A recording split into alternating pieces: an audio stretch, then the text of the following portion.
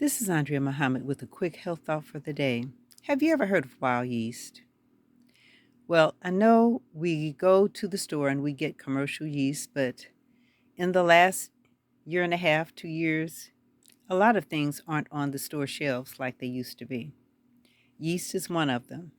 People are baking more, but if you bake bread or make pizza dough, guess what?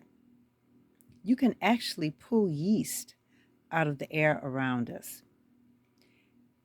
by mixing water and flour, stirring it up, letting it sit, and it will begin to rise, activate rather. It will begin to activate just because it's pulling yeast out of the air. It captures yeast.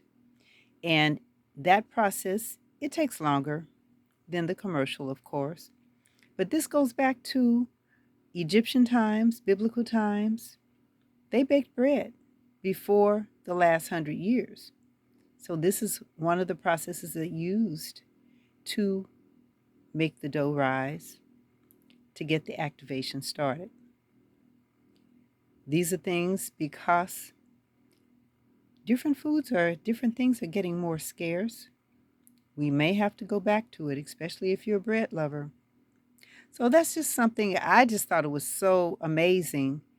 I had never heard anything like that you could pull yeast out of the air, and that everywhere in the world is different. If you live in one place and I live in another, the yeast is not quite the same. So the bread will taste slightly different, no matter even if we're using the same recipe. Just something to think about, something I thought was very, very interesting. Enjoy, try it, Google it, go on YouTube, read about it.